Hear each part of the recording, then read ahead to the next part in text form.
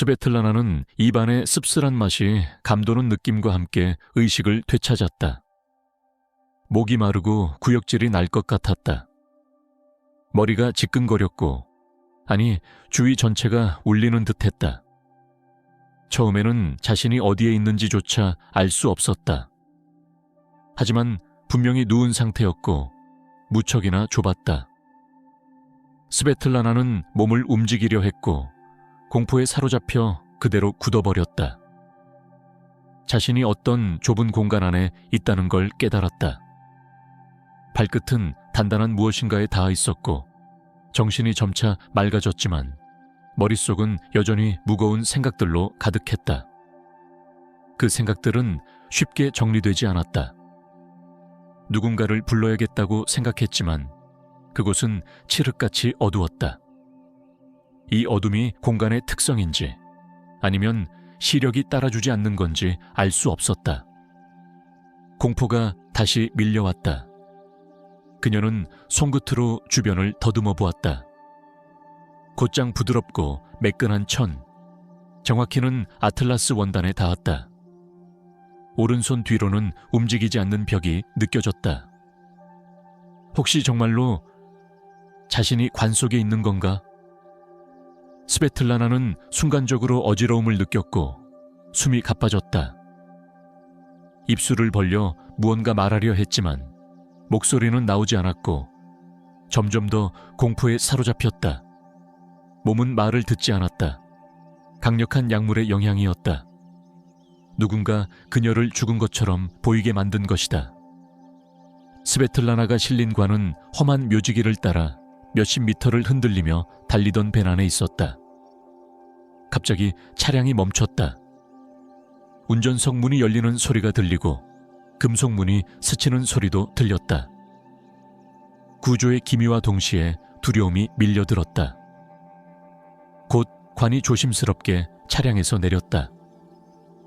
그 순간 스베틀라나는 진정한 공포를 느꼈다. 더는 나빠질 게 없다고 생각했지만 아니었다. 그녀는 의식을 잃을 것만 같았다. 이 상황에서 더는 버틸 수 없었다. 너무 끔찍하고 너무 잔혹했다. 여기 내려놔요. 남자의 목소리가 들렸고 스베틀라나는 그 목소리를 즉시 알아챘다. 남편인 유진이었다. 이게 뭐야? 바보 같은 장난이야? 유진은 늘 극한 스포츠를 즐겼고 특별한 선물을 좋아했다. 유머 감각은 없었지만 늘 비범한 연출을 하곤 했다. 이번엔 장난이 너무 지나쳤다고 생각했다. 어딘가에서 웃으며 사람들이 튀어나와 이 고통스러운 연극을 끝낼 거라고, 이제 곧 관 뚜껑이 열리고 자유로워질 거라고 믿고 싶었다. 드디어 전연이 갈 대로 갔네. 매끄럽고 건방진 말투로 말한 사람은 스베틀라나의 친구였던 미나였다. 미나가 왜 이런 말을? 가슴이 찢어질 듯 아팠고 그 순간 진실을 깨달았다. 유진과 미나는 짜고 그녀를 죽이려 한 것이다. 진정으로 사랑한 적은 한 번도 없었다. 그들은 단지 이익을 위해 손을 잡았다. 믿기지 않았다. 우리가 해냈어. 이제 그녀는 더 이상 방해가 안 돼. 유진의 목소리는 더 명확하게 들렸다. 뚜껑이 벗겨졌다. 드디어 숨을 쉴 수 있게 되었다. 약물 때문에 여전히 힘들었지만 그래도 공기 한 줄기는 느껴졌다. 외부에서 볼 때 그녀의 가슴이 오르내리는 것도 알아챌 수 없을 정도였다. 이날만을 기다렸어. 이제 끝이야. 유진은 미나의 손을 잡았다. 스베틀라나는 보지 않아도 그들의 사이를 알 수 있었다. 그들은 단순한 공범이 아니었다. 사랑에 빠진 연인이었고 유산을 노리고 함께 범죄를 계획한 것이다. 다행이지. 그녀 아버지가 작년에 죽은 게 아니었으면 그 노인까지 처리해야 했을 텐데.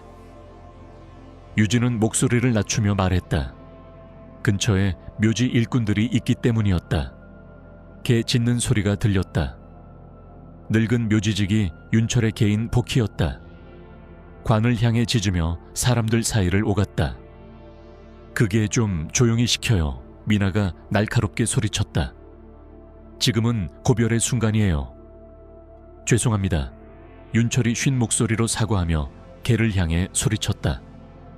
복희야, 조용히 해. 스베틀라나 안에서는 감정이 소용돌이쳤다. 당장이라도 일어나 이 두 사람을 놀라게 하고 싶었지만 움직일 수 없었다. 유진은 이 유산을 손에 넣기 위해 사람까지 죽이려는 자였다. 이제 묘지 인부들까지 위험에 처할 수 있었다.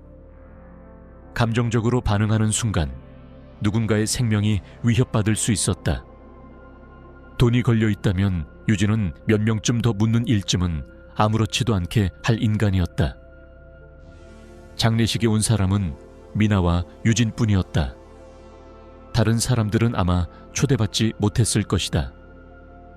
스베틀라나는 인생의 모든 순간들이 머릿속을 스쳐 지나가는 것을 느꼈다. 행복했던 기억들, 슬펐던 날들, 이제는 다 무의미했다. 어차피 곧 이 모든 것이 끝날 테니까. 희망은 없었다. 누군가 검시라도 하자고 하면 어쩌지? 미나는 스베틀라나의 창백한 얼굴을 들여다보며 말했다. 소름 끼쳐.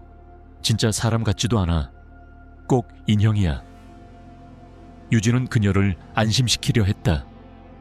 스베틀란에겐 친척도 없고 친구도 너 하나였잖아. 걱정하지 마. 약물은 금방 사라져. 전문가가 봐도 이상 없을 거야. 난 완벽하게 준비했어. 이 말을 들은 스베틀라나는 온몸이 떨릴 정도로 화가 났다. 하지만 감정을 드러내지 않으려 애썼다.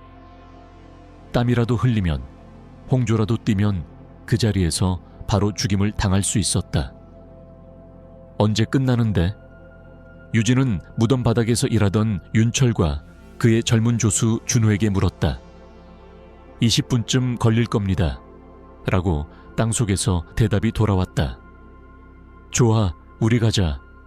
유진은 미나의 어깨를 감싸 안았다. 이런 거 끝나는 거 보고 있을 필요 없어. 레스토랑 가고 싶어.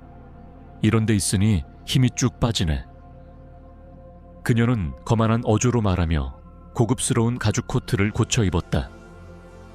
분명히 장례식 복장이 아니라 고급 식사를 위해 꾸민 차림이었다. 윤철은 그녀를 처음 봤을 때부터 그렇게 생각했다. 묘지 한복판에서 저렇게 화려하게 차려입은 여자는 드물었다. 미나는 마지막으로 관 속에 스베틀라나 얼굴을 내려다보며 유진에게 미소 지었다. 유진은 묘지기들에게 돈을 건네고 아내의 시신에서 한참을 떨어진 곳으로 걸어갔다. 여전히 지저대는 복희는 멈추지 않았다. 이상한 사람들이네. 준호는 윤철에게 속삭이듯 말했다. 여자랑 작별 인사도 없고 꽃도 없고 눈물도 없고 너무하잖아요. 내가 이 일 하면서 별 사람 다 봤지만 이런 건 드물다. 윤철은 유진이 탄 차를 바라보며 중얼거렸다. 무슨 고아였나 보지. 차는 좋더라.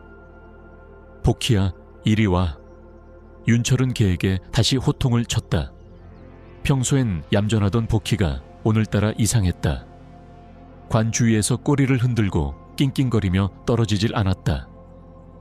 유진과 미나가 떠난 후 복희는 관 위에서 울부짖듯 짖기 시작했다. 윤철은 복희를 울타리에 묶어두었다. 잠깐 앉아 있어라. 오늘은 너 좀 이상하구나. 그는 다시 땅을 메우기 시작했다. 복희는 이상하게도 계속 짖었다. 마치 무언가 알려주려는 듯. 그리고 그때 스베틀라나는 뭔가 다른 걸 느꼈다. 아주 약하게, 작게라도 소리를 낼 수 있었다. 신음인지도 모를 그 소리에 복희는 더욱 미친 듯이 짖어댔다. 그 소리에 놀란 윤철은 다시 관 쪽으로 돌아왔다. 뭐야, 또 왜 이래? 그는 관 가까이에 다가가서 복희를 밀쳐내려 했다. 그런데 복희는 끈을 끊고 관 위로 뛰어올라 뚜껑을 긁기 시작했다. 진짜 왜 이래, 오늘따라. 윤철은 복희를 밀어내고 조심스럽게 관을 열었다. 그리고는 그 자리에서 얼어붙었다. 관 속에서 눈을 뜨고 있는 스베틀라나의 눈동자가 그를 응시하고 있었다. 맙소사.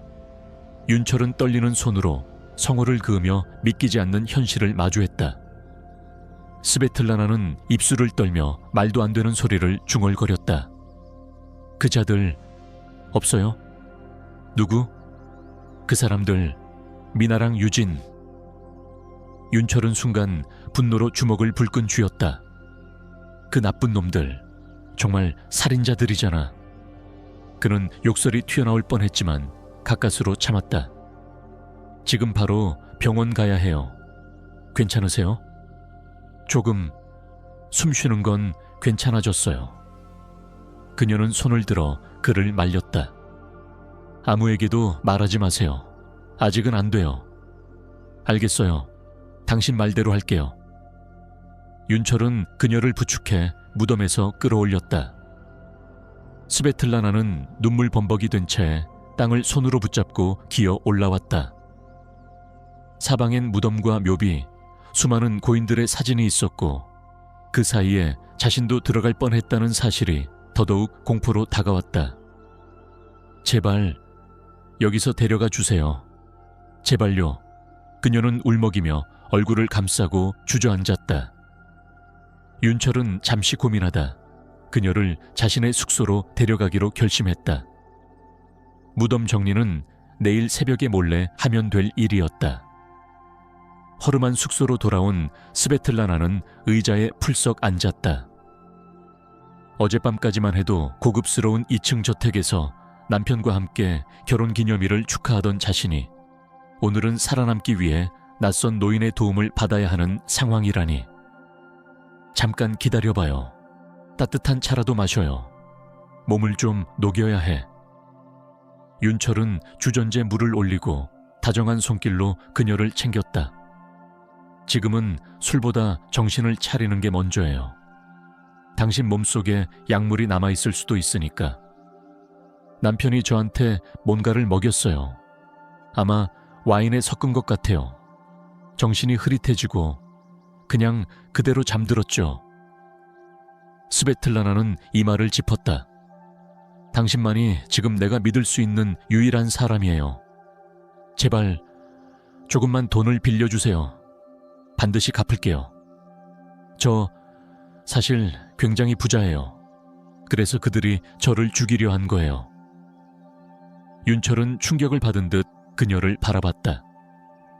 자신의 인생에서 수많은 기이한 장례를 경험했지만 이런 일은 처음이었다. 알았어요. 알았어요. 돈은 줄게요. 걱정 마요. 당신 같은 처지에 있는 사람을 그냥 내버릴 순 없지. 윤철은 지갑을 꺼내 몇 장의 지폐를 그녀에게 건넸다. 이 정도면 며칠은 괜찮을 거예요. 택시도 불러줄 테니 조심히 가요. 진심으로. 스베틀라나는 시내 외곽의 허름한 여관에서 방을 잡았다. 다행히 신분증도 요구하지 않았다. 그녀는 누울 수도 없었고 아무리 애를 써도 잠이 오지 않았다. 눈을 감는 것조차 무서웠다. 머릿속은 무수한 생각들로 복잡했고 유진이 자신이 살아있다는 걸 알게 될까 두려웠다. 혹시 미나와 그가 뒤를 쫓고 있을지도 모른다는 공포가 그녀를 짓눌렀다. 하지만 가장 그녀를 사로잡은 것은 어떻게 그 두 사람의 죄를 밝힐 수 있을까 였다. 다음 날 아침 스베틀라나는 다시 묘지로 향했다. 그녀는 윤철을 찾아 그의 숙소를 노크했지만 그곳은 비어 있었다. 어제 일을 생각하니 묘지 한가운데를 혼자 걷는 것만으로도 소름이 끼쳤다. 겨우 살아남은 곳에서 다시 발을 딛는다는 건 용기가 필요했다. 윤철 아저씨. 그녀는 큰 소리로 외쳤다. 두 번째로 부르자 익숙한 발자국 소리가 들렸다. 복희가 그녀를 향해 달려오고 있었다. 복희야, 내 착한 녀석. 스베틀라나는 개를 쓰다듬으며 반가움을 감추지 않았다. 복희는 그녀 주위를 빙빙 돌며 꼬리를 흔들었다. 주인 아저씨, 어디 계셔? 개를 따라간 끝에 그녀는 윤철을 발견했다. 그는 오래된 무덤 옆에서 잡초를 뽑고 있었다.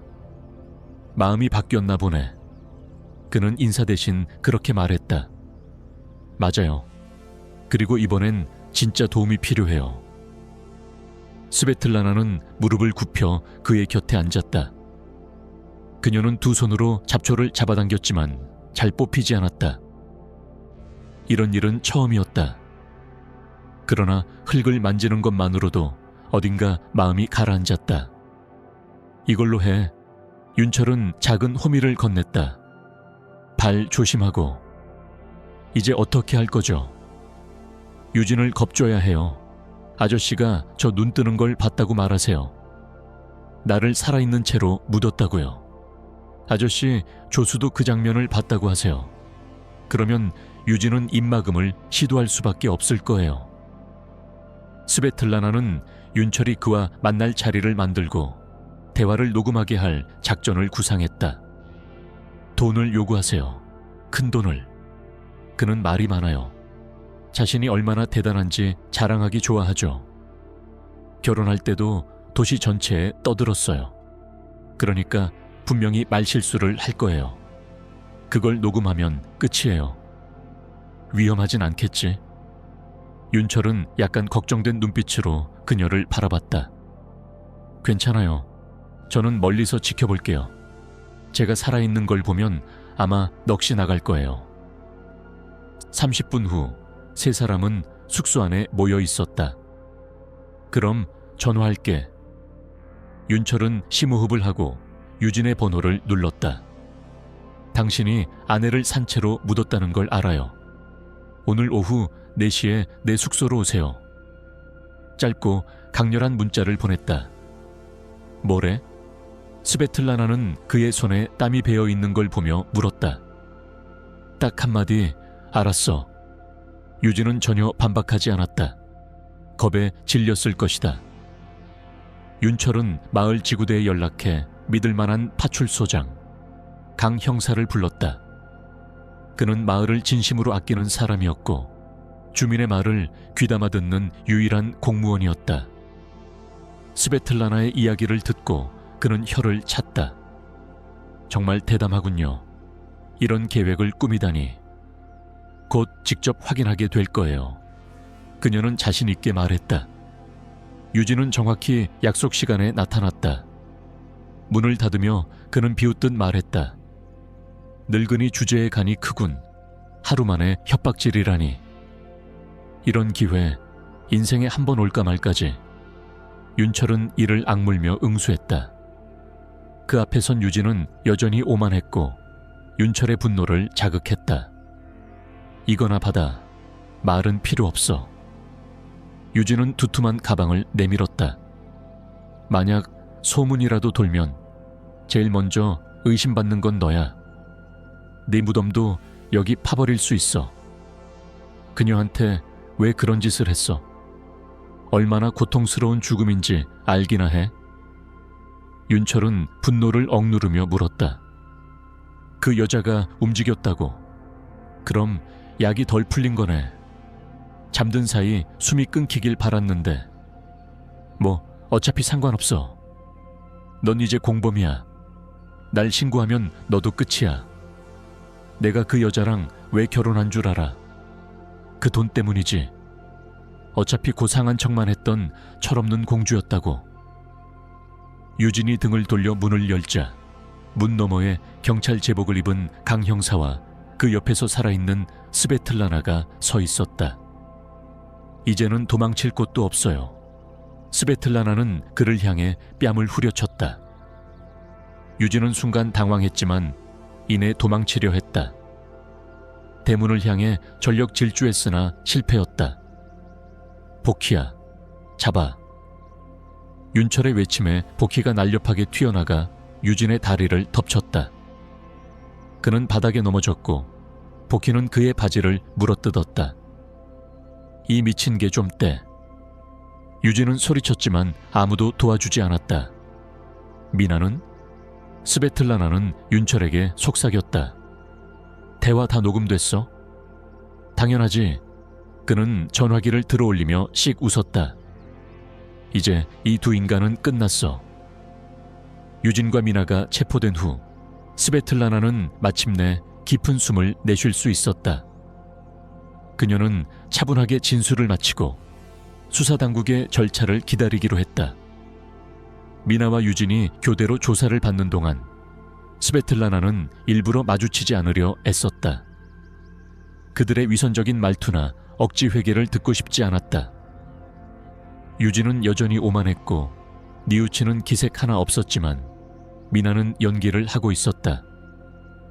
스베틀라나가 복도에서 우연히 그녀와 마주쳤을 때 미나는 그녀의 소매를 잡고 애원했다. 제발 용서해줘. 그 사람이 나를 시켰어. 나는 혼자선 그런 짓 못해. 정신이 없었어. 넌 알잖아. 내가 너를... 저 여자 좀 떼어내주세요. 스베틀라나는 경찰에게 단호하게 말했다. 다신 보고 싶지 않아요. 가까이 오지 못하게 해주세요. 자신을 길러준 부모를 잃고 남편과 친구의 배신까지 겪은 스베틀라나는 그렇게 모든 과거의 인연들과 관계를 끊었다. 그리고 부모님이 남겨준 대저택으로 돌아왔다. 그곳에 발을 들이자마자 그녀는 긴 시간 억눌렀던 감정에 휩싸여 울음을 터뜨렸다. 그날 밤 스베틀라나는 깊고 긴 잠에 빠졌고 그 후 몇 주 동안은 검찰로부터 쉴 틈 없이 연락을 받았다. 관계자들과의 대화, 추가 조서, 주변 사람들에 대한 지뢰, 집안의 하녀들과 요리사들조차 충격을 받았고 누구도 믿기지 않는 현실 앞에서 고개를 저었다. 스베틀라나 이바노브나 살아계셔서 정말 기쁩니다. 주방장인 갈리나는 눈물을 글썽이며 말했다. 감사해요. 이제는 괜찮아요. 그녀는 미소 지으며 대답했다. 다행이에요. 사실 유진 씨는 처음부터 좀 수상했어요. 뭔가 이상했죠. 스베틀라나는 조용히 고개를 끄덕였다. 그리고 그녀의 마음속엔 늘 한 사람이 떠올랐다. 윤철. 만약 그가 없었다면, 복희가 아니었다면 지금 이곳에 살아있을 수 없었을 것이다. 그는 단순히 그녀를 구해준 은인이 아니었다. 스베틀라나는 언젠가 반드시 그에게 제대로 보답하겠다고 결심했다. 물론 빌린 돈은 바로 갚았지만 그것만으로는 충분하지 않았다. 그녀는 진심으로 뭔가 더 큰 것을 해주고 싶었다. 어느 날 그녀는 윤철의 숙소를 찾아 하얀 대형 차량을 몰고 도착했다. 그것은 생전에 아버지가 타던 차였다. 그 차를 몰면 스베틀라나는 어쩐지 아버지의 품 안에 있는 것 같았다. 이런, 누가 오셨나? 윤철은 그녀를 보며 반갑게 웃었다. 설마 우리 잊은 줄 알았어요. 스베틀라나는 장난스럽게 말하며 그를 껴안았다. 선물 좀 가져왔어요. 맛있는 것도 필요한 것도. 그녀는 커다란 봉지를 건넸다. 그럼 차라도 한 잔 해야겠구먼. 윤철은 그녀를 잡고 아늑한 탁자에 앉히며 말했다. 복희야, 발 밟지 마라. 조심해라. 그녀가 앉은 채 주위를 둘러보자 스베틀라나는 문득 윤철의 가족 이야기를 떠올렸다. 언젠가 그는 아들이 있었다고 했고 그 아들은 북부지방에 일하러 갔다가 연락이 끊겼다고 했다. 이미 7년째 소식이 없었다. 이름은 태민이었다. 윤철은 그 이야기를 할 때마다 침묵했다. 슬픔이 목에 맺힌 듯했다. 그는 그 고통을 들춰내려 하지 않았다. 아저씨, 스베틀라나는 조심스럽게 말을 꺼냈다. 제가 태민 씨를 찾아드릴게요. 윤철은 놀란 듯 멈춰 섰다. 뜨거운 물이 담긴 머그잔을 들고 멈춘 채 그녀를 바라봤다. 저 진심이에요. 정말 해보고 싶어요. 당신이 제 목숨을 구했잖아요. 저도 뭔가 해야죠. 전 이제 할 수 있는 게 많아요. 아버지 이름도 여전히 영향력이 있어요. 돈도 있고 사람도 있어요. 연결고리를 찾으면 꼭 뭔가가 나올 거예요. 에이, 그 일은 건드리지 마. 괜히 마음만 상하고. 윤철은 고개를 저었다. 그건 저 끝 세상 일이야. 네가 거기까지 무슨 힘이 있어. 그래도 시도는 해볼 수 있잖아요. 기회조차 안 주는 건 너무하잖아요. 저 정말 하고 싶어요. 스베틀라나는 단호하게 말했다. 그녀의 눈빛에는 결의가 담겨 있었다. 윤철은 잠시 아무 말도 하지 못했다. 그렇게 그녀는 태민을 찾기 위한 여정을 시작했다. 스베틀라나는 탐정 여러 명을 고용했다. 그녀는 비용을 아끼지 않았다. 돈은 얼마든지 드릴게요. 누가 말을 안 한다면 돈으로 입을 열게 해요. 그 사람이 살아있다면 무슨 수를 써서라도 찾아주세요. 그녀는 아낌없이 성금을 지급했고 탐정들은 각자의 노하우를 동원해 수사를 시작했다. 놀랍게도 결과는 예상보다 훨씬 빠르게 나왔다. 며칠 후 한 명의 탐정이 두꺼운 자료가 담긴 서류 봉투를 들고 스베틀라나를 찾아왔다. 그날 밤 스베틀라나는 서류를 품에 안고 다시 윤철의 숙소를 찾았다. 문을 두드리자 그가 나왔고 그녀는 말보다 사진 한 장을 먼저 꺼냈다. 찾았어요. 이분이 태민 씨예요. 병원 침대에 누운 남자의 사진이었다. 윤철은 벌벌 떨리는 손으로 사진을 받아 들고는 오랜 시간 말없이 바라보았다. 그 얼굴은 분명 자신의 아들이었다. 조금 야위었고 눈빛은 예전과 달랐지만 그 얼굴이었다. 무슨 일이 있었던 거야? 그는 사진에서 눈을 떼지 못한 채 중얼거렸다. 태민은 몇 년 전 북부지방의 벌목장에서 일하던 중 큰 통나무에 깔리는 사고를 당했다. 당시 심각한 부상을 입었고 구조는 늦었으며 병원에 실려갔을 땐 이미 의식을 잃은 상태였다. 다리와 척추에 큰 손상을 입은 그는 그날 이후 걸을 수 없게 되었고 이름도 신원도 확인되지 않아 국립요양원으로 보내졌다. 그 지역은 워낙 외진 곳이었기에 그가 거기에 있다는 사실은 누구에게도 알려지지 않았다. 그러나 지금 그는 살아있었다. 윤철은 사진을 바라보며 모굴대를 삼켰고 말문이 막힌 채 스베틀라나를 바라보았다. 정말 이게 내 아들 맞아? 네, 병원에서 신원 확인했고 현재 국립보호시설에서 지내고 있어요. 너무 외진 곳이라 연락이 끊긴 건 이해돼요. 하지만 이제는 아저씨께 돌아올 수 있어요. 그 순간 윤철은 아무 말도 하지 못한 채 그녀를 안았다. 굳은 손이었지만 따뜻한 품이었다. 눈갠 그 오랜 세월의 아픔과 안도감이 동시에 맺혀 있었다. 내가 그 아이를 찾아야 했는데 이렇게 늦다니. 난 바보야. 정말 바보. 그는 고개를 숙이며 흐느꼈다. 그렇게까지 자신을 탓하지 마세요. 그 시절에 아저씨 혼자서 그 넓은 땅 끝까지 찾아갈 수는 없었잖아요. 그 누구도 도와주지 않았잖아요. 이건 당신의 잘못이 아니에요. 스베틀라나는 조심스럽게 그의 등을 쓰다듬으며 위로했다. 그녀는 이미 태민을 이송할 병원과 숙소, 그리고 후속 치료까지 전부 예약해두고 있었다. 우선 우리 함께 그를 데리러 가요. 지금은 너무 늦었고 일찍 출발하는 게 좋겠어요. 윤철은 고개를 끄덕였고 복희는 그들의 이별을 이해한 듯 눈을 끔벅이며 조용히 있었다. 떠나는 날 윤철은 복희를 마을의 지인에게 잠시 맡기며 머리를 쓰다듬었다. 잘 있어라. 금방 올게. 그는 떨리는 목소리로 말했지만 눈빛엔 희망이 피어오르고 있었다. 작은 비행기를 타고 그들은 북부의 한적한 도시로 향했다. 날씨는 차갑고 회색빛이 돌았지만 윤철의 마음은 오랜만에 따뜻했다.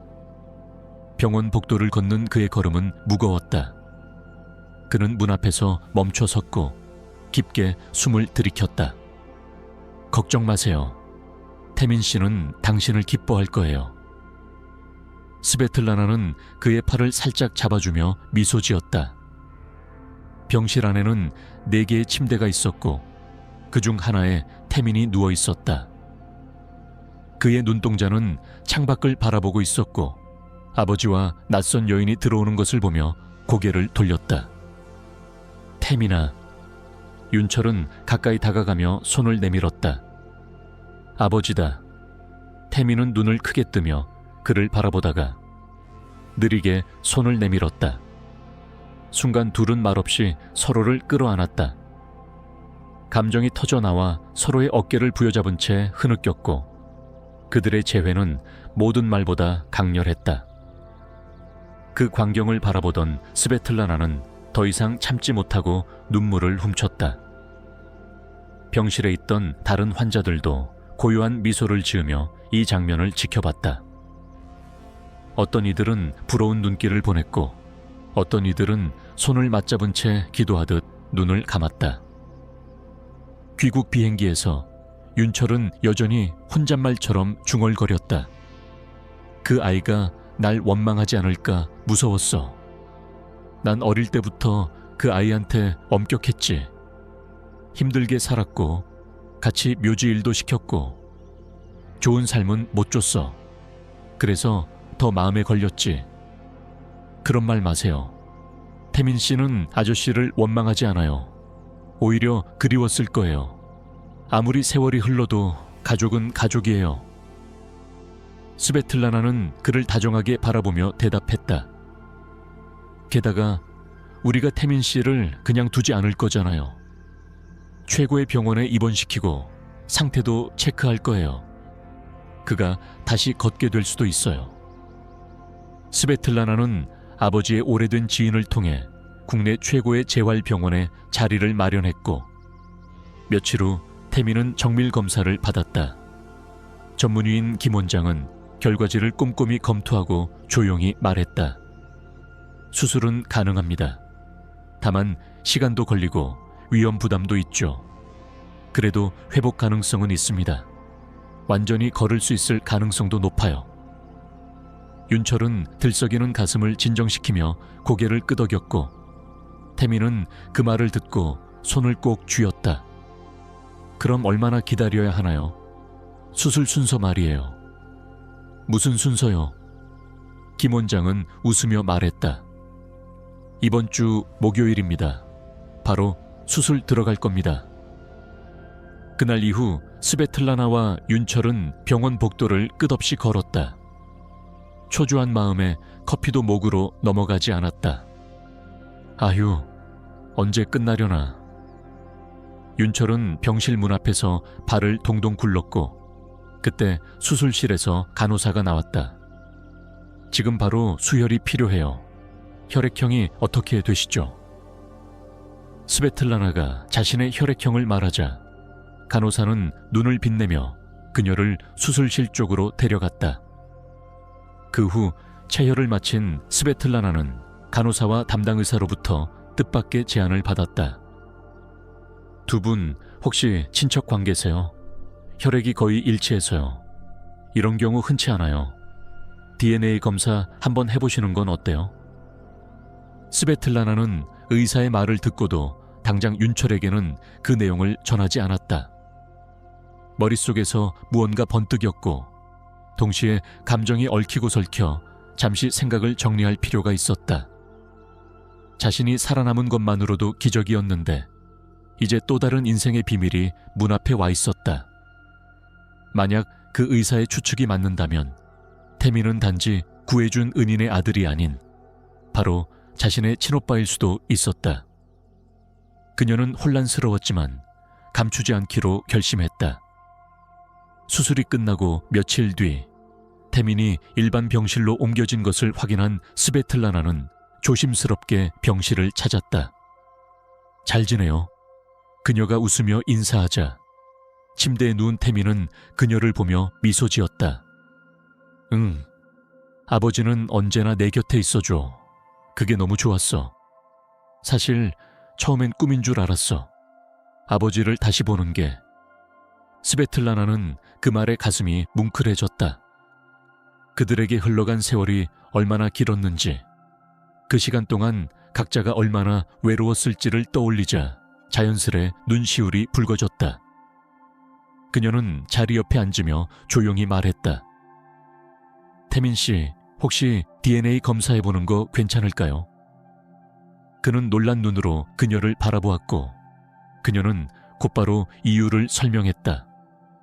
우리 혈액형이 완전히 일치한다고 했어요. 의사가 가족일 가능성이 있다고 하더라고요. 제가 부모님에 대해 제대로 아는 게 없어요.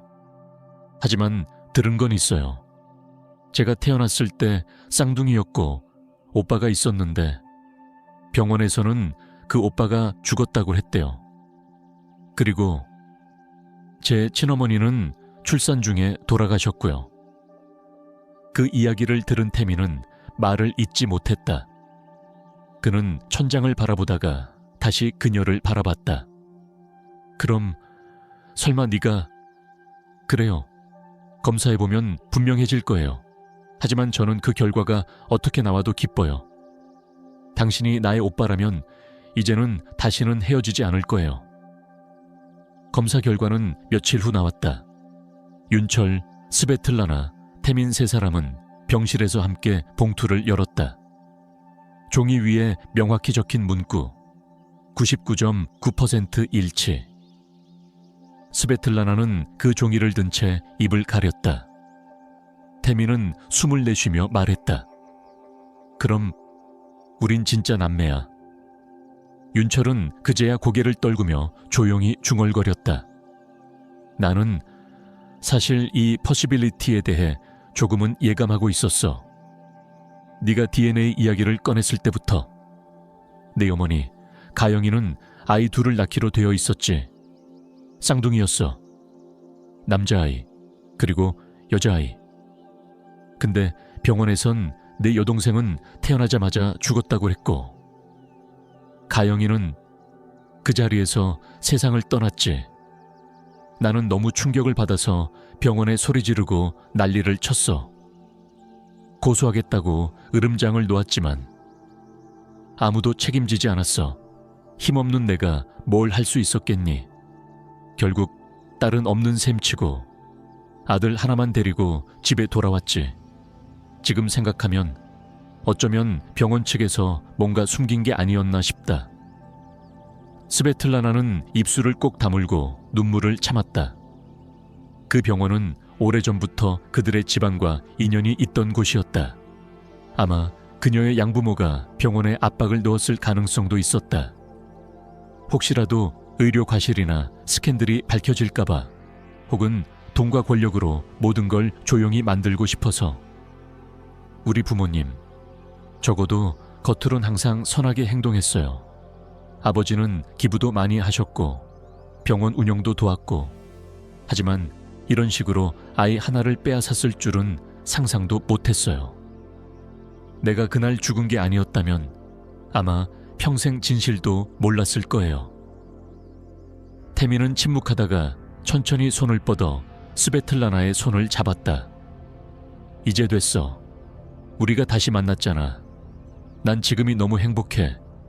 내가 널 지켜줄게. 이제 네가 혼자라는 느낌 절대 안 들게 할게. 그녀는 고개를 끄덕이며 그의 손을 꽉 잡았다. 그들의 아버지 윤철은 흐르는 눈물을 닦으며 아이들을 바라봤다. 그에게는 더 이상 바랄 것이 없었다. 오랜 세월 묻어두었던 죄책감, 상실감, 외로움이 이제야 끝난 듯했다. 그들은 다시 하나의 가족이 되었다. 태민은 수술 이후 회복 속도가 빠른 편이었다. 의사들은 그의 의지와 체력에 놀랐고 재활 훈련에도 열심히 임하는 그를 격려했다. 스베틀라나와 윤철은 매일같이 병원에 찾아와 함께 시간을 보냈고, 특히 스베틀라나는 태민의 곁에서 거의 떨어지지 않았다. 그리고 어느 날 그녀는 조심스럽게 병실에 앉아 그에게 말했다. 오빠, 우리 엄마를 만나러 가고 싶어요. 당신의 엄마이자 제 엄마. 가영씨 묘해요. 태민은 잠시 눈을 감고 고개를 끄덕였다.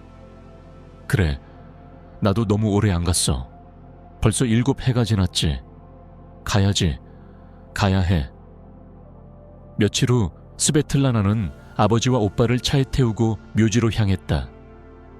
묘지 근처에 도착하자 그녀의 심장은 두근거렸다. 자신이 죽을 뻔했던 그 장소, 그리고 아직 가보지 못한 생모의 무덤이 같은 땅 위에 있다는 사실이 그녀에게 묘한 감정을 안겨주었다. 그녀는 부드럽게 꽃다발을 쥔 채 어머니의 묘지 앞에 섰다. 가영, 사랑하는 아내이자 어머니라는 문구가 새겨진 비석 앞에서 스베틀라나는 말없이 무릎을 꿇고 두 손을 모았다. 그리고 속삭이듯 말하기 시작했다. 엄마, 나예요. 당신 딸 너무 늦게 찾아왔죠. 저 사실 살아있었어요. 그리고 태민 오빠도 곁에 있어요. 윤철은 눈시울이 붉어진 채 자리를 지켰고 태민은 목이 메어 말을 잇지 못했다. 세 사람은 묘비 앞에서 오래도록 머물렀고 바람이 부는 그 고요한 묘역에서 그들은 세상의 소음과 상처로부터 잠시 떨어져 평안을 느꼈다. 스베틀라나는 마음속으로 어머니에게 감사와 용서를 동시에 전했고 어머니가 이제 자신이 혼자가 아니라는 것을 알아주길 바랐다. 세 사람은 그날 묘역에서 많은 이야기를 나눴고 돌아오는 길엔 한결 가벼운 마음으로 웃을 수 있었다. 하지만 스베틀라나는 여전히 아버지와 오빠가 그녀의 저택에서 함께 살아주길 바랐다. 넓고 고요한 그곳이 이제는 따뜻한 가족의 공간이 되기를 원했기 때문이었다. 그러나 윤철은 단호했다. 그 집은 너무 크다. 우리 같은 사람들이 살 집은 아니야. 넌 거기서 너만의 인생을 다시 시작해야지. 태민도 고개를 끄덕이며 덧붙였다. 우린 고맙지만 얹혀 사는 느낌은 싫어. 네 마음만으로 충분해. 게다가 넌 이제 네 가족을 만들 준비를 해야 하잖아. 스베틀라나는 한숨을 내쉬며 말없이 고개를 끄덕였지만 포기하지 않았다. 며칠 동안 부동산 사이트를 뒤지며 아버지와 오빠에게 알맞은 아담한 집을 찾아다녔다. 결국 그녀는 이렇게 제안했다. 그럼 이렇게 해요. 제가 어느 정도 돈을 보태고 나머지는 두 분이 부담하는 형식으로 해요. 그럼 서로 마음이 편하잖아요.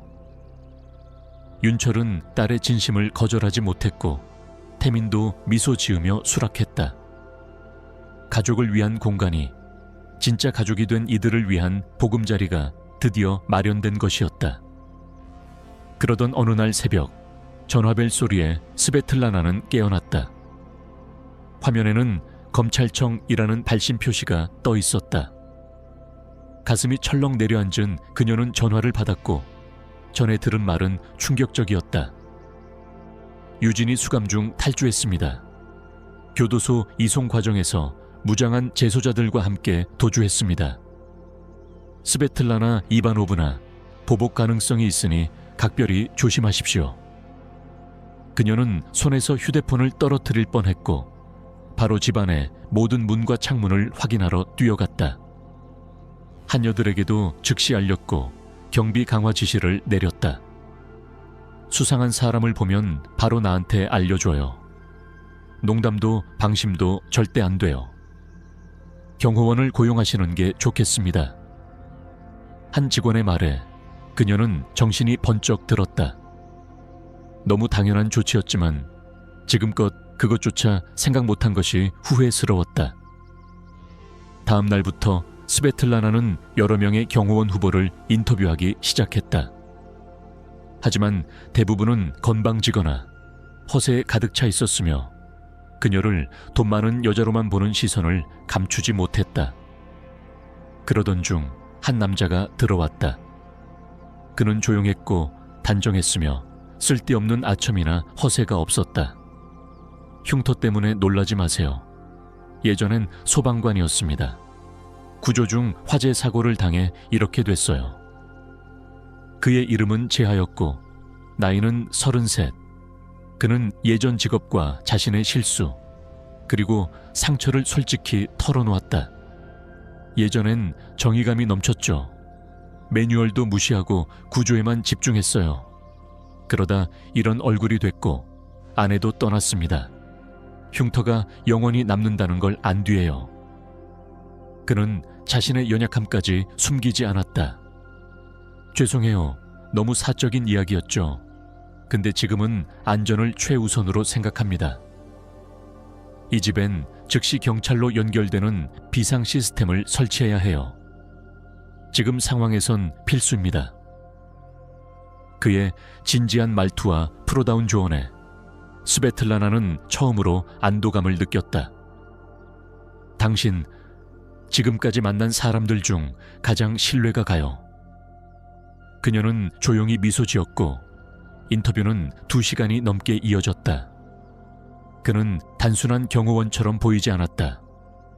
사람의 마음을 읽을 줄 아는 사람이었다. 스베틀라나는 결정을 내렸다. 당분간 이 집에서 지내주실 수 있어요? 유진은 이 집을 누구보다 잘 알아요. 여기서 함께 있어주는 게 가장 안전하다고 생각해요. 물론입니다. 제겐 가족도 없고 갈 데도 없습니다. 저 아래층에 자리 잡으면 좋을 것 같아요. 출입문과 가까워야 침입자를 즉시 막을 수 있거든요. 재하는 단호하고 차분하게 대답했다. 그 말에 스베틀라나는 처음으로 심호흡을 했다. 어딘가 믿을 수 있는 사람이 곁에 있다는 것만으로도 마음이 놓였다. 그날 이후 윤철은 매일 그녀의 집을 들렀다. 딸내미, 그냥 우리 집으로 와.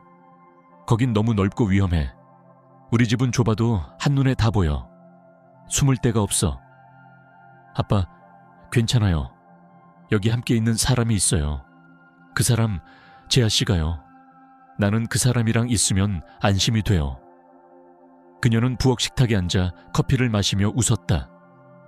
윤철은 고개를 갸웃거리며 말했다. 그래?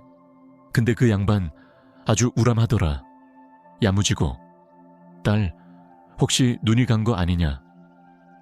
스베틀라나는 순간 얼굴이 붉어졌다. 아빠, 무슨 말씀이세요? 그냥 경호원일 뿐이에요. 그러나 그녀도 속으로는 자신이 점점 재에게 끌리고 있다는 걸 부정할 수 없었다. 그의 상처 입은 외모는 처음엔 놀라웠지만 이젠 아무렇지도 않았다. 오히려 그 흉터 안에 감춰진 진심과 강인함이 그녀를 끌어당기고 있었다.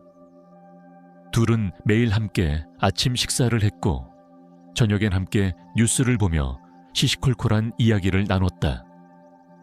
그리고 그렇게 가까이서 지내다 보니 어느 순간 어색한 침묵이 늘어났다. 둘 사이에는 이전에는 없었던 떨림과 긴장감이 감돌기 시작했다. 어느 저녁 스베틀라나는 중요한 서류를 챙기러 회사에 가야겠다고 했다. 안 됩니다. 제가 말렸잖아요. 직접 가지 마세요. 필요한 자료면 직원이 전자우편으로 보내든가 신뢰할 수 있는 사람을 통해 받아야죠. 재하는 평소보다 날카롭게 말했다. 하지만 내 회사예요. 그리고 내가 직접 확인해야 하는 중요한 서류예요. 스베틀라나는 목소리를 높였다. 그렇다고 위험을 감수할 순 없죠. 제가 당신을 지키는 이유는 바로 이런 순간 때문입니다.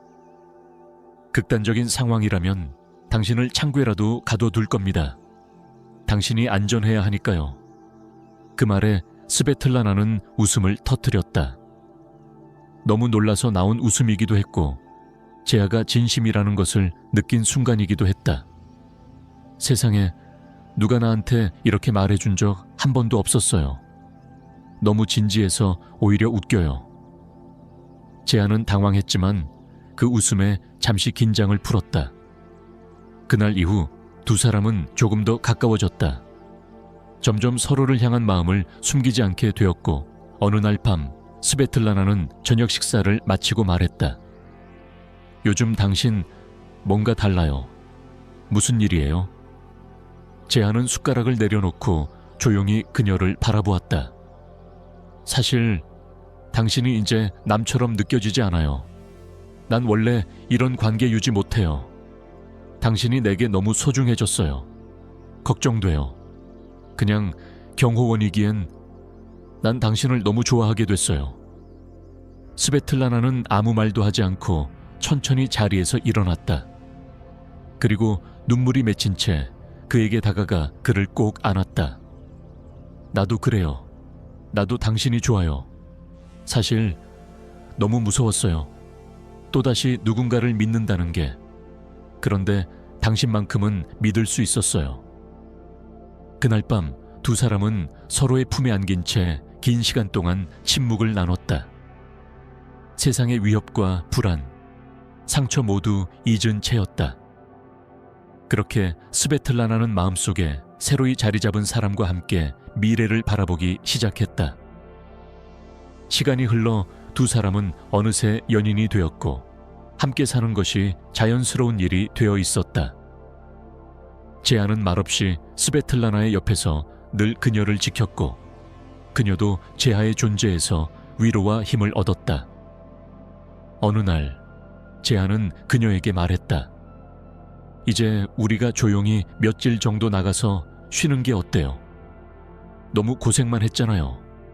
호숫가 근처에 작은 별장을 알아봤어요. 공기도 맑고 사람도 없고 고요해요. 스베틀라나는 기쁨에 겨워 그의 목에 안겨 입을 맞췄다. 정말요? 그럼 지금 당장 짐 싸요.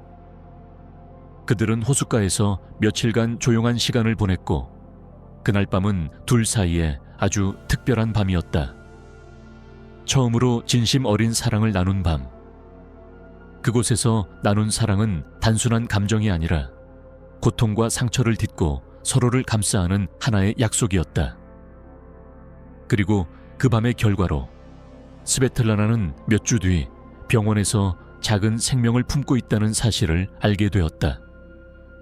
그녀는 처음엔 당황했지만 이내 미소 지었다. 그 생명은 그녀가 절망 속에서도 놓지 않았던 희망의 증거였고 이제는 미래의 이유가 되어 주었다. 스베틀라나는 병원에서 돌아오는 길에 아기를 품고 있다는 사실을 아직 제에게는 말하지 못한 채 조용히 미소 지었다. 그녀의 손은 무의식적으로 배 위로 올라가 있었고 창밖의 햇살은 그녀의 피부에 부드럽게 내려앉았다. 이 생명이 어떻게 세상에 왔는지를 떠올리자 눈시울이 뜨거워졌지만 동시에 두려움도 밀려왔다. 그녀는 아직 확신할 수 없었다. 제아가 어떻게 받아들일지, 그가 이 기쁨을 함께 나눌 준비가 되어 있을지. 그러나 그녀는 그를 믿고 있었다. 그 무엇보다도 이제는 두려움보다 사랑이 더 컸다. 집으로 돌아온 스베틀라나는 조심스레 침대에 누웠고 손을 배에 얹은 채 조용히 속삭였다. 우리 아기, 내 아빠는 정말 좋은 사람이야. 무섭게 생겼다고 생각할지 모르지만 누구보다 따뜻하고 강한 사람이란다. 네가 태어나면 꼭 알아봤으면 좋겠어. 다음 날 그녀는 마음을 정리한 후 제아와 함께 병원에 있는 태민을 방문했다. 그날도 윤철은 병원 복도에서 하염없이 기다리고 있었고 태민은 점점 나아지고 있었다. 의사들도 기적이라고 표현할 만큼 회복이 빨랐고 그는 벌써 보조기구의 도움을 받아 몇 걸음 걷는 연습까지 시작했다. 며칠 후 스베틀라나는 용기를 내어 제에게 조심스럽게 말했다. 있잖아요. 당신에게 줄 선물이 하나 있어요. 지금? 제아는 웃으며 고개를 갸웃했다. 결혼 선물이에요. 좀 이르긴 한데. 스베틀라나는 그의 손을 잡고 조용히 말했다. 당신 아빠가 될 거예요. 그 말에 제아는 순간 숨을 멈췄다. 그의 눈동자가 흔들렸고 입술이 떨렸다. 정말이야?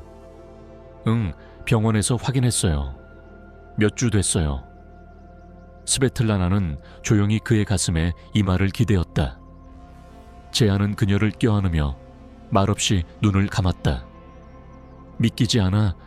전처는 내가 아이를 가질 수 없는 몸이라고 했었어. 의사들 말도 그랬고. 근데 당신 뱃속에 내 아기가. 그는 천천히 고개를 들어 그녀를 바라보았다. 그럼 난 정말 아빠가 되는 거네? 그녀는 고개를 끄덕이며 눈물을 보였다. 그래요. 당신은 좋은 아빠가 될 거예요. 난 알아요. 그날 이후 스베틀라나는 모든 것이 달라졌다고 느꼈다. 무언가를 지켜야 한다는 마음, 스스로를 돌봐야 한다는 책임감, 그리고 아직 태어나지 않은 이 아이에 대한 무한한 사랑. 그녀는 부모가 된다는 것이 단순한 변화가 아닌 인생의 새로운 단계임을 깨닫기 시작했다. 그리고 무엇보다 그녀는 더 이상 외롭지 않았다. 사랑하는 사람, 따뜻한 가족, 그리고 이제 태어날 생명까지. 그녀는 완전해지고 있었다. 임신 소식이 가족에게 전해지자 윤철은 손뼉을 치며 웃음을 터뜨렸다. 우리 집의 아기라니, 이제야 집다운 집이 되는구나. 태민은 누워있는 침대에서 장난스럽게 말했다. 그러면 내가 삼촌 되는 거네? 그럼 당연하지. 스베틀라나는 웃으며 말했다. 그리고 당신도 언젠간 분명 누군가의 아빠가 될 수 있어요. 태민은 그녀를 바라보며 처음 보는 따뜻한 눈빛으로 고개를 끄덕였다. 그날 가족은 작은 병실 안에서 조용히 축하의 시간을 나눴고, 세 사람 모두 이제 시작될 새로운 인생에 대한 기대감으로 가슴이 벅찼다. 시간은 빠르게 흘렀고 스베틀라나는 결혼 준비에 들어갔다.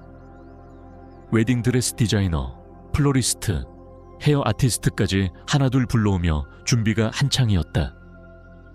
그녀는 흰색의 부드럽게 흐르는 드레스를 입고 거울 앞에서 배 위로 손을 올렸다. 아직은 작고 사랑스러운 발. 드레스는 그녀의 몸매를 아름답게 감싸며 이제 막 피어나는 생명의 존재를 더 고요하게 느끼게 해주었다. 결혼식 당일, 그녀는 아버지와 오빠의 손에 이끌려 마당으로 나왔다. 초록의 잔디 위에 흰 천으로 덮인 의자들이 줄지어 있었고 지인들의 따뜻한 미소가 반겨주었다. 제아는 이미 기다리고 있었다. 수술 자국이 거의 사라진 깨끗한 얼굴, 그리고 검정 턱시도의 곧은 자세. 스베틀라나는 그를 보자 눈물이 터질 뻔했다. 너무 멋져요. 그녀는 속삭였고 제아는 조용히 그녀의 손을 잡으며 말했다. 넌 정말 말도 안 되게 아름다워. 결혼식은 조용하고 감동적으로 진행되었다. 손님들은 조용히 박수를 치며 둘의 맹세를 지켜보았고 스베틀라나는 제아의 눈을 똑바로 바라보며 말했다. 당신은 내 삶의 기적이에요. 살아있다는 것, 이렇게 웃고 있다는 것, 모두 당신 덕분이에요. 결혼식이 끝나고 모든 손님들이 떠난 저녁 무렵 집 안은 조용해졌다. 스베틀라나는 드레스를 벗지 않은 채 거실 소파에 앉아 눈을 감았다. 긴장이 풀리자 온몸이 무거워졌고 오늘 하루가 마치 꿈처럼 느껴졌다. 아름다운 음악, 하객들의 축복, 가족의 미소, 그리고 가장 사랑하는 사람의 눈빛까지. 그 모든 순간이 가슴 깊이 새겨졌다. 제아는 조용히 그녀 옆에 앉았다. 넥타이를 느슨하게 풀며 그녀를 바라보다가 손끝으로 그녀의 머리카락을 넘겨주었다. 이 순간을 위해 정말 오래 기다렸어. 그는 낮게 속삭였다. 나도 그래요. 예전엔 결혼이라는 게 두렵기만 했는데 당신이라면, 지금 이대로라면 아무것도 무섭지 않아요. 그녀는 그의 품에 안겼고 둘은 오래도록 아무 말 없이 서로를 느꼈다. 시간이 얼마나 흘렀는지도 모를 정도로 고요하고 따뜻한 순간이었다. 그리고 그 순간 스베틀라나는 다시 한번 확신했다. 자신이 살아남은 이유, 그토록 많은 상처를 견딘 이유는 바로 이 순간을 맞이하기 위해서였다고. 그가 있었기에 다시 사랑을 믿게 되었고 다시 삶을 꿈꾸게 되었다. 그런 그녀의 속마음을 아는 듯 제아는 천천히 그녀의 손을 잡고 말했다. 우리 아기 이름 벌써 생각해봤어. 스베틀라나는 웃음을 터뜨렸다. 당신이 먼저 그 얘기를 꺼낼 줄 몰랐네요. 나도 사실 생각했어요. 남자아이면 윤서, 여자아이면 하윤. 어때요? 제아는 고개를 끄덕이며 속삭이듯 대답했다. 너무 예쁘다. 딱 우리 아이 이름 같아. 며칠 후 스베틀라나는 정기검진을 위해 산부인과를 찾았다. 아기는 무럭무럭 자라고 있었고 초음파 모니터에 떠오른 작은 심장의 박동은 그녀의 가슴을 울렸다.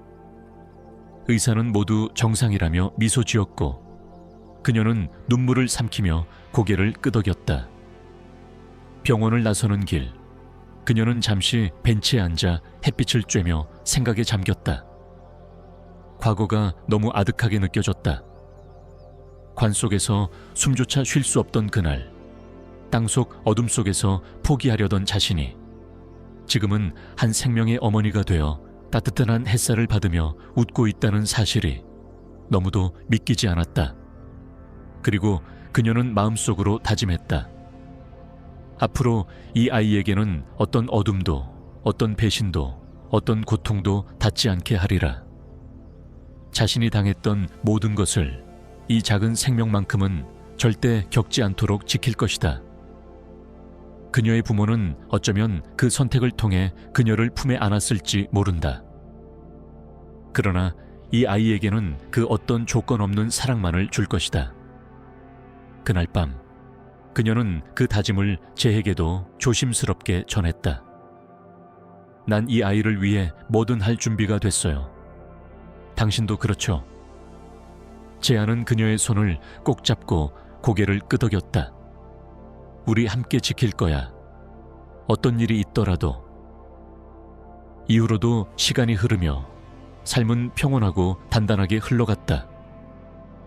태미는 재활치료에 전념하며 점차 스스로 걷기 시작했고 윤철은 손주의 탄생을 손꼽아 기다리며 마당을 손질하고 있었다. 스베틀라나는 회사 일에서도 어느 때보다 집중력이 높아졌고 직원들은 그녀를 예전보다 더 따뜻하고 존경스러운 시선으로 바라보았다. 사람들은 이제 그녀를 단순히 부유한 가문의 딸이나 불행한 과거를 가진 여성이 아니라 자신만의 삶을 개척한 진짜 리더로 인정하고 있었다. 하지만 그녀는 그 모든 명예나 칭찬보다 지금 가족과 함께하는 이 평범한 나날들이 가장 소중하다는 것을 알고 있었다. 매일 아침 제아가 만들어주는 따뜻한 토스트, 식탁 아래에서 발을 부비는 복희, 그리고 침실 창으로 들어오는 햇살. 그 소소한 모든 것들이 그녀에겐 기적 같았다. 언젠가 죽음을 목전에 두었던 사람이 다시 이렇게 삶의 숨결을 느끼고 있다는 사실 자체가 기적이었다. 그리고 그 기적은 오직 한 가지 이유에서 가능했다. 누군가가, 아주 작고 평범한 누군가가 자신의 손을 잡아주었기 때문이었다. 하지만 평온은 오래가지 않았다. 어느 날 밤 스베틀라나와 제아는 피곤한 하루를 마치고 집으로 돌아왔다. 마당은 어두웠고 집 안은 평소보다 조용했다. 그들은 서로를 바라보며 이상한 기운을 느꼈다. 스베틀라나는 손끝에 힘이 들어갔고 제아는 순간적으로 주변을 살폈다. 그러나 그들의 예감은 틀리지 않았다. 거실로 들어선 순간 뒤에서 날아든 무언가가 제아의 머리를 강타했고 그는 쓰러지며 의식을 잃었다. 스베틀라나는 비명을 지르기도 전에 어둠 속에서 튀어나온 또 다른 그림자에게 그대로 붙잡혔다. 그녀의 손목이 뒤로 꺾였고 입이 틀어막혔다.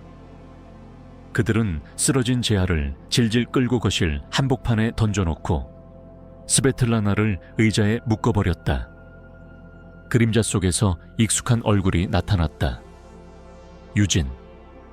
그는 전에 비해 더 초췌하고 날카로운 눈빛을 하고 있었으며 그의 양옆에는 거칠게 생긴 2명의 남자가 서 있었다. 모두 탈주범이었다. 내가 돌아왔다, 스베틀라나. 유진은 입꼬리를 비틀며 말했다. 너무 보고 싶었겠지. 그녀는 두려움에 떨었지만 끝까지 눈을 피하지 않았다. 네가 감옥에 있는 줄 알았는데 이런 식으로 돌아올 줄은 몰랐네. 아직도 입이 살아있군. 죽은 줄 알았던 여자가 이렇게 말대답을 하다니. 그는 다가와 재하의 머리를 발로 툭 쳤다. 얘가 네 새 남자지? 어때? 내 자리 잘 채웠나? 그 말에 스베틀라나는 분노로 눈을 번뜩이며 소리쳤다. 넌 인간도 아니야. 나한테 그런 짓을 해놓고도 부족해서 지금 또 사람을 죽이려 해. 유진은 비웃었다. 그땐 실수였어. 하지만 이번엔 완벽하게 끝내주지. 그는 손짓으로 남자들에게 재하를 끌고 가게 했다. 그러나 그 순간 재하는 눈을 뜨고 몸을 비틀며 갑작스레 방역을 시작했다. 그의 발이 유진의 정강이를 정확히 차며 그를 넘어뜨렸고 이어서 옆에 있던 남자 하나의 다리를 걸어 넘어뜨렸다. 또 다른 남자가 달려왔지만 재하는 침착하게 몸을 비틀며 그를 주먹으로 강타했다. 짧은 혼란 속에 재하는 결국 칼의 옆구리를 찔렸지만 그 와중에도 스베틀라나가 묶인 줄을 끊기 위한 몸부림을 멈추지 않았다. 그의 손이 가까스로 비상 버튼에 닿자 삐익 하고 경보음이 울렸고 집안의 경고등이 번쩍이기 시작했다. 재하는 그 직후 다시 쓰러졌고 스베틀라나는 그대로 기절하기 직전의 감각으로 그 장면을 바라봤다. 눈앞이 흐려졌고 마지막으로 들린 것은 경찰차의 사이렌 소리였다. 병원에서 깨어났을 때 그녀는 하얀 천장과 낯선 소리에 둘러싸여 있었다. 그녀의 머릿속은 멍했고 몸은 전혀 움직일 수 없었지만 가장 먼저 떠오른 이름은 단 하나였다. 재하. 그녀는 간호사에게 속삭이듯 말했다. 재하, 어디 있어요? 간호사는 다정한 미소를 지으며 그녀에게 물을 건넸다. 걱정 마세요. 곧 의사 선생님이 오실 거예요. 며칠이 흘러 윤철과 태민이 병실에 도착했다. 윤철은 눈가가 젖은 채 그녀의 손을 꼭 쥐고 있었다. 딸아, 우리가 얼마나 걱정했는지 몰라. 너 정말... 태민은 그녀를 바라보며 숨을 고르며 말했다. 그 사람, 재하 형, 지금 옆방에 있어. 아직 의식은 없지만 상태는 안정됐대. 피를 많이 흘렸지만 간신히 살았어. 넌 그걸 보지 못했지. 형, 너 지키려고 정말 온몸으로 막았어. 스베틀라나는 말없이 눈물을 흘렸다. 자신이 무기력하게 쓰러진 동안 사랑하는 사람이 목숨을 걸고 그녀를 지켰다는 사실이 가슴을 아리게 했다. 그녀는 며칠 동안 다른 어떤 것도 하지 않았다. 병원복을 입은 채 복도를 오가며 재하가 누워있는 병실 앞을 서성였다. 의사들은 아직 혼수 상태라고 했지만 그녀는 절대 포기하지 않았다. 그의 손을 잡고 이야기했고 뺨을 쓰다듬으며 속삭였다. 당신, 난 기다릴 거예요. 얼마나 걸리든. 나 임신했어요. 당신 아이예요. 살아서 꼭 들어야 해요. 며칠 후 마침내 그날이 왔다. 스베틀라나는 재하의 병실 침대 옆에 앉아 조용히 그의 손을 감싸주고 있었다. 그녀의 눈은 밤새 잠들지 못한 채 충혈되어 있었고 입술은 말라 있었지만 손끝에는 끊임없는 온기가 남아 있었다. 그녀는 여느 때처럼 속삭였다. 재하, 오늘은 조금 다른 기분이에요. 왠지 당신이 곧 눈을 뜰 것 같아요. 나 혼자서 그렇게 믿고 있는 걸까요? 그녀가 그의 손등에 입을 맞추려는 순간 느리게, 아주 느리게 그의 손가락이 움직였다. 스베틀라나는 숨을 멈췄다. 그리고 눈을 크게 뜨며 다시 그의 손을 꼭 쥐었다. 재하, 당신 들려요? 그의 눈꺼풀이 천천히 떨리더니 마침내 눈이 반쯤 열렸다. 그는 한참 초점을 잡지 못한 듯 천장을 바라보다가 옆에서 떨리는 숨소리를 들었다. 고개를 천천히 돌리자 울고 있는 스베틀라나의 얼굴이 눈앞에 흐릿하게 보였다. 그의 목소리는 거의 들리지 않을 만큼 희미했지만 그녀는 즉시 그의 입술을 읽어냈다. 나 여기 있어요. 당신 살아있어요. 괜찮아요. 모든 게 끝났어요. 당신은 다시 돌아왔어요. 그녀는 그의 이마에 얼굴을 묻으며 흐느꼈고 재하는 천천히 미소를 지었다. 그의 회복은 기적처럼 빠르게 이어졌다. 재활은 고됐지만 그는 매일 묵묵히 견뎌냈고 의사들도 혀를 내둘렀다. 그는 다시 걷기 시작했고 다시 스베틀라나와 함께 식사를 하며 그녀의 배가 점점 불러오는 것을 바라보았다. 그는 가끔 아기의 이름을 속삭이며 그녀의 배에 대고 말했다. 하윤아, 윤서야, 아빠야. 너희 엄마는 세상에서 가장 강한 사람이야. 넌 그걸 꼭 기억해야 해. 스베틀라나는 그런 재하를 바라볼 때마다 세상이 멈춘 듯 느껴졌다. 그녀는 더 이상 어둠 속을 걷는 사람이 아니었다. 이제 그녀는 빛 안에서 사랑하는 이들과 함께 살아가고 있었다. 그리고 마침내 아이는 세상에 태어났다. 하얀 봄꽃이 흐드러지던 4월의 어느 날, 작고 붉은 아이가 그녀의 품에 안겼다. 그 아이는 분명히 살아있다는 것만으로도 눈부신 존재였고 그녀는 아이를 처음 안는 순간 이미 모든 걸 용서할 수 있을 것만 같았다. 과거의 상처도, 유진의 폭력도, 묘지의 어둠도, 그 모든 고통조차 이 생명의 울음 앞에서는 무의미해졌다. 안녕, 아가. 기다렸어. 정말 많이.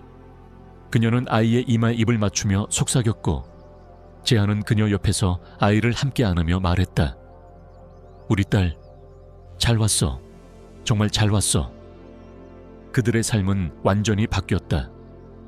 더 이상 공포나 복수는 그들의 언어 속에 존재하지 않았고 오직 사랑과 감사만이 남아있었다. 유진은 결국 다시 체포되었고 그의 공범들도 모두 붙잡혀 법정에 섰다. 스베틀라나는 재판정에 가지 않았다. 그녀는 그것이 더 이상 자신의 일이 아니라고 느꼈다. 복수심은 아이가 태어나는 순간 사라졌고 그녀는 이제 다른 것을 향해 나아가고 있었다. 새로운 가족, 새로운 하루, 그리고 아이의 첫걸음과 웃음. 그것만이 그녀의 관심사였다. 과거는 닫힌 책장이 되었고 그녀는 새로운 장을 열었다. 시간이 흘렀다. 복희는 아이 곁을 지키는 충직한 개가 되었고 윤철은 손녀를 등에 업고 노래를 불러주었으며 태민은 마침내 완전히 걷게 되어 새 직장을 구했다. 어느 봄날 모두가 정원에 모였다. 파란 하늘 아래 하윤이 웃으며 첫걸음을 내딛는 순간 스베틀라나는 고개를 들어 하늘을 바라보았다. 햇살은 따뜻했고 바람은 부드러웠다. 그녀는 천천히 눈을 감았다. 그리고 속삭였다. 이제야 진짜 삶이 시작됐어.